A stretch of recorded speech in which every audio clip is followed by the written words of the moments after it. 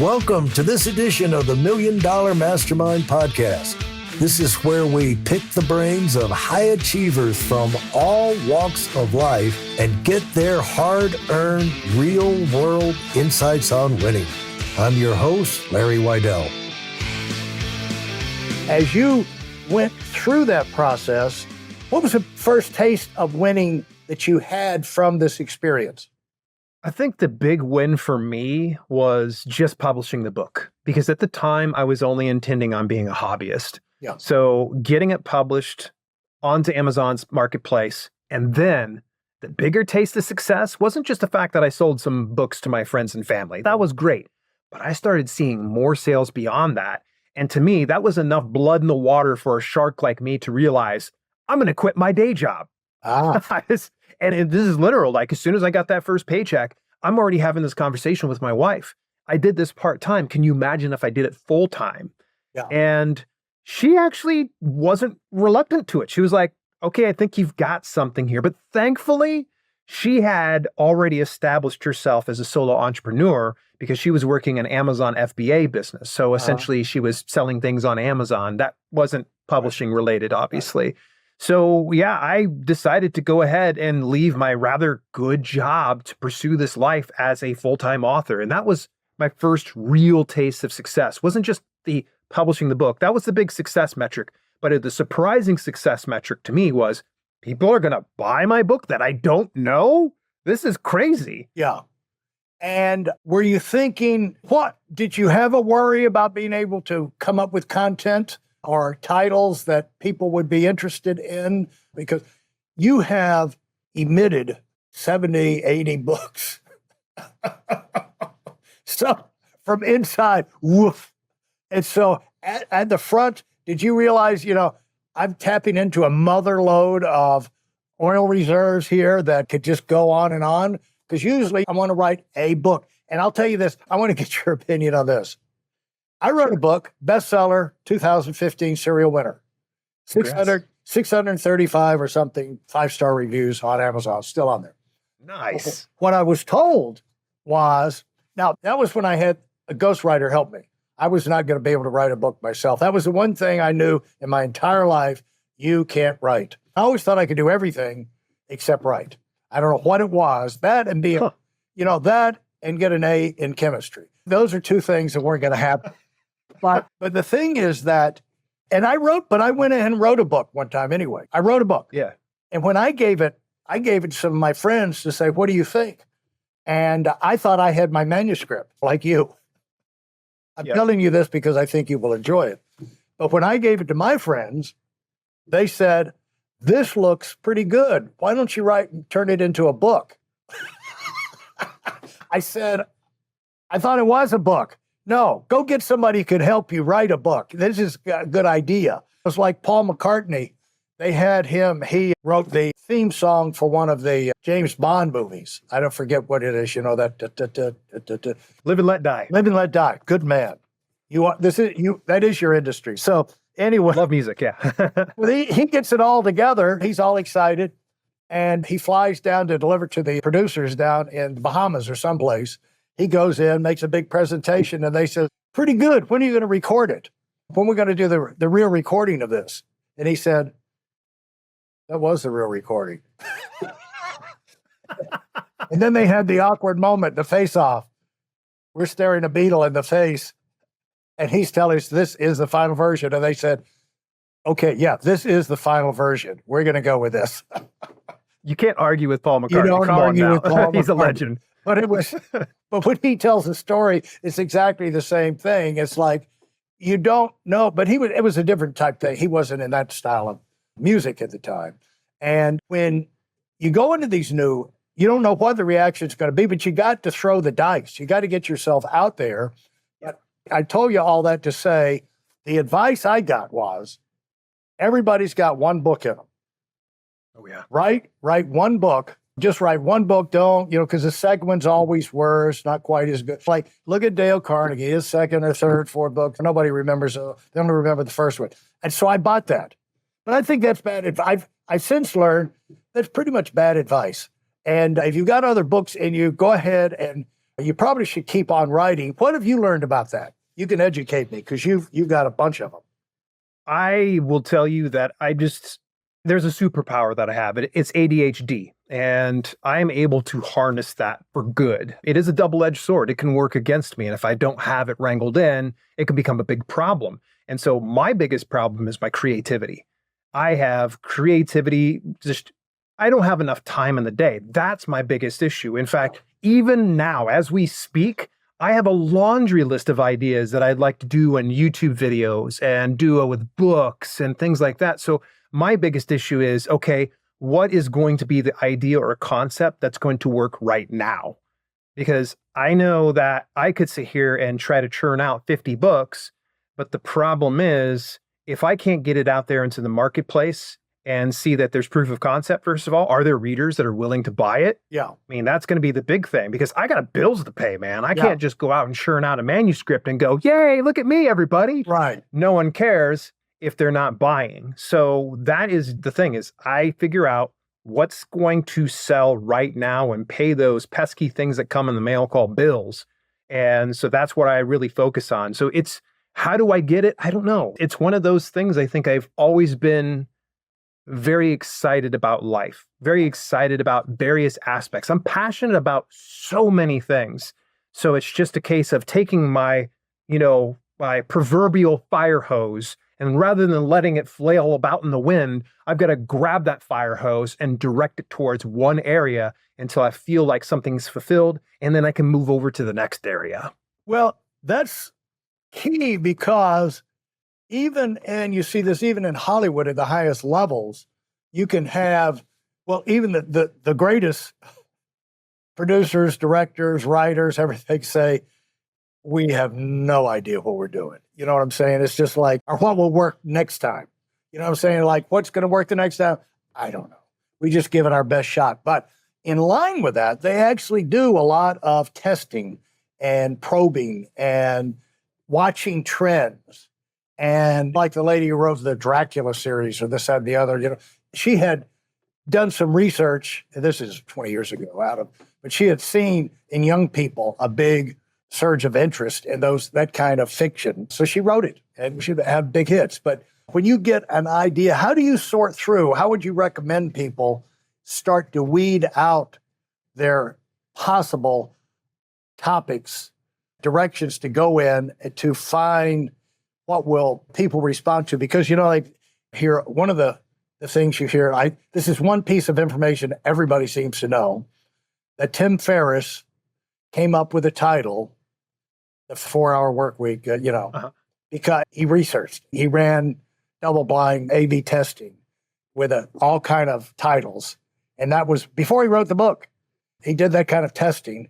And then that was the title everybody seemed to have interest in. So he wrote that book. He just put a lot of the same information and kind of put it up like that. Now, it was a blatant lie from the beginning, because people who know him at Princeton say he worked 20 hours a day, even as a student. So, but he probably had 3 or 4 different 4-hour projects he was working on every single day, but 4 hours here and there. But the thing is, it caught on, but he did research. And so for a lot of us, we love that. I hear those stories.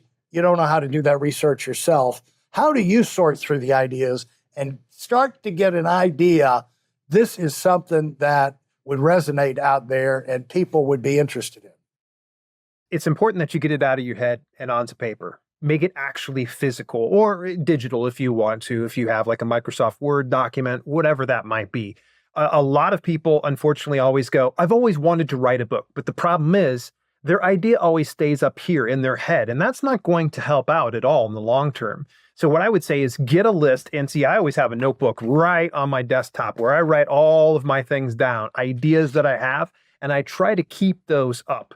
And I try to look over at them from time to time and go, okay, does this make sense right now? Great. But that's going to be the thing, is get it out of your head, put it onto paper, whether physical or digital, it doesn't matter. Get it to where you have that there. Instead of just talking about it, be about it. Now, the next thing is going to be, do the research.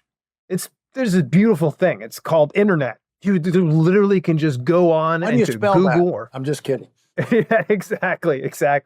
you got to get on and just do the research. You'll be able to see if there's popularity and proof of concept if you spend enough time looking through. So if you're wanting to get into being an author, obviously go into places like Goodreads or into Amazon or Barnes and Noble or Kobo or any of those other ones. And the audience is going to tell you what is resonating with them, what is selling the most. You're going to see a number of reviews and you're going to see why it resonated with them, or in the instance of low reviews, why it didn't resonate with them. Yeah. Studying the marketplace is a huge factor. I see a ton of aspiring authors skip over. Yeah. They're too busy romanticizing the muse. They're like, oh, this is beautiful. I've been inspired to write this amazing dragon shifter romance novel.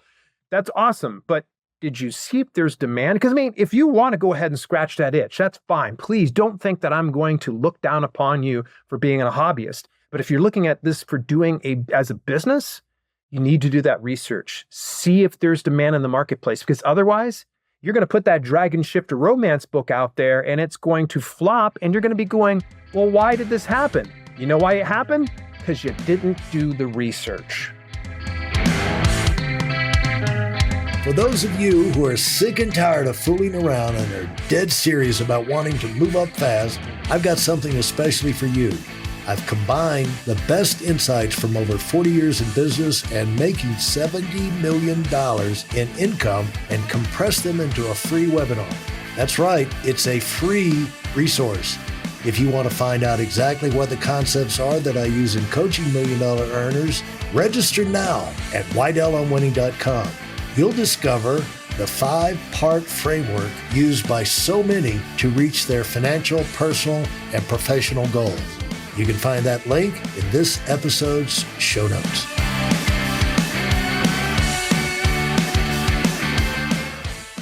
Yeah, and the thing about that to reinforce that, people think so much of these things is to get yourself thinking the right way about whatever it is you're setting yourself out to do. And one thing is that I found a way of communicating that to people is if you approach it as whatever this thing you're doing, if you approach it as a hobby, you're going to get a hobby income. If you approach it as a business, you got the chance to turn it into a business income. But you can't approach it like a hobby and have any chance of it turning into a business type income, because see, you set yourself up, even with the first one, you set yourself up for a lot of success with a disciplined approach. You had particular time. You got the whole book together before you went and moved forward with it. I mean, that was the way it wasn't sloppily put together. We'll finish it. Here's the idea of it. Here's a concept. If you like this part, we'll send the other 5 chapters in later. No, you had the book. And so that's a great thing for people to learn. And it has applications in all businesses, where you're writing a book, where you're singing, you're writing songs, because they're very organized. I've got friends of family that are songwriters in Nashville, and they're very particular and organized about writing those country songs. They'll have the lyricist, the guy with the melody, they'll have this, that, they'll have the guy would come in with the intro, the hook. And this is just the writing part of it, not getting into the producing of it. But they're very organized about how people respond right now, what's good in the market.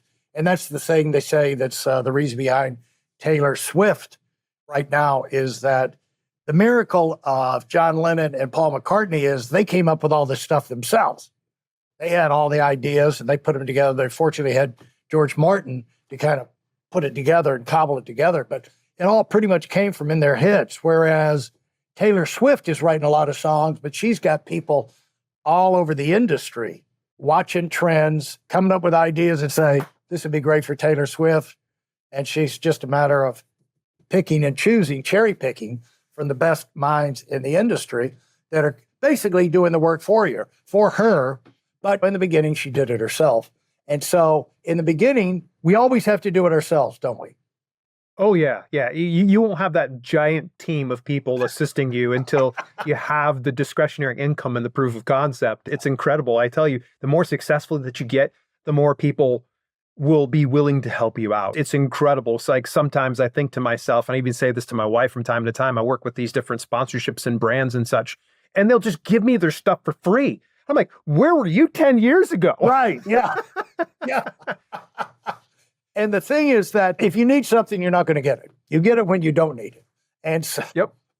so That nailed it right there.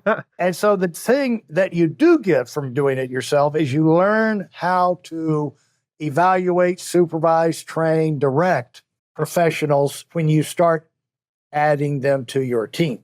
You're not just, because I'm sure you've done the same thing. You have a problem, you don't know how to deal it. There's someone comes in there, they're an expert, and they talk you into saying, we're going to solve this for you. You're so busy in other areas, you don't have time to do that from grassroots from the beginning to learn it right from the bottom. So you bring them in, import the genius, and the genius just turns into an incredible expensive dud. And because you don't have the experience, it takes you a while to pick up on it. This guy doesn't know anything. And also he's incredibly lazy and non-productive. And so when you've been through it yourself, you have instincts. You can kind of smell a rat, or you can smell somebody who's good. And right now, I'm sure that those early struggles you went through are serving you well now as you deal with other vendors, et cetera. Oh, absolutely. I say this often to people. I smell like smoke because I've been through fire. There's been so many instances where I've come close and I've been on the edge of saying, screw it, I quit. But I also remember like, hey, that's not the mindset that has gotten me to the position that I'm in right now. And it's not the mindset that's going to take me above this position that I'm currently in, because I'm not happy plateauing. I'm not happy being the same and getting the same status quo. I like seeing upward growth like everybody does. Everybody likes to win. So you have to have a winner's mindset when you go into this whole business. I mean, in any walk of business or even in life, you have to have that positive mindset, because otherwise you're going to be self-destructive. You're going to do some things that are going to sabotage what you're trying to do, whether you think you will or not. Like, mindset's a bunch of BS. No, mindset really does make a huge difference, because I will tell you this much, that if I weren't grateful, that if I weren't humble, if I weren't flexible, if I weren't coachable, I probably wouldn't be in this position that I'm in and having such a deep, amazing network of individuals with me. Well, mindset gears leads to expectations. When things flatline, if your mindset is not based on growth, you don't panic as quickly, or you're not as decisive. You put up with it longer. And employees, or, when your employees start to go stale or sour or whatever, bad attitudes start to creep in. That's where mission statements, I think, are good for a lot of companies that get big, is because it's like, for the founders, it helps them remember, wait a minute, what are our values? Because it allows, by having that out there, it allows you to notice when people are deviating from those things, the negativity, not so much on customer service, starting to get a little sloppy, and you have excellence as one of your core values. I think those mission statements and core values are really good to establish, wait a minute, here's the standard that we know the level we got to play at if we're going to grow. And growth is the gravity. The idea of grow or die, that is the fundamental rule of business. Just like gravity in the universe, grow or die is the fundamental rule that governs everything. But it's amazing how many people don't pay attention to that. Have you noticed? Yeah. Why do you think that is? Because I think there's sometimes, I'm satisfied.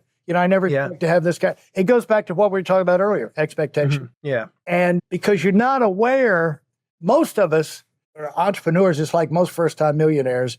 Most millionaires are first-time millionaires, so we didn't have millionaire parents to educate us and coach us on the fact that this might not continue forever. You might need to want to save some of this.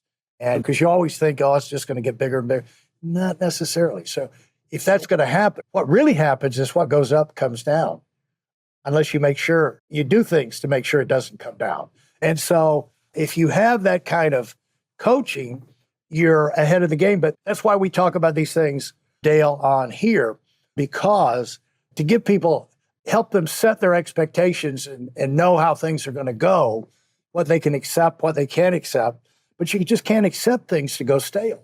Because if it starts to go in a flat line, pretty soon it's going to go down line. There's no such thing as life is not lived on a level. There's no such thing as level. It's either you're pushing to go ahead, move up, or you're sliding downhill. And downhill happens a whole lot faster. I'd like to thank you for listening to part 2 of this episode of the Million Dollar Mastermind podcast. Timing is everything. You may feel that now is a time to get moving forward so you can do something even greater with your life. Now, if that sounds like you, I've got a free training video to show you how that transformation can take place. Getting introduced to how the cycle of success works has been a major transforming event for so many current million-dollar earners. And that's exactly what this video is all about. And yes, it's completely free. Join us at the video at weidelonwinning.com. And thanks for being part of our community.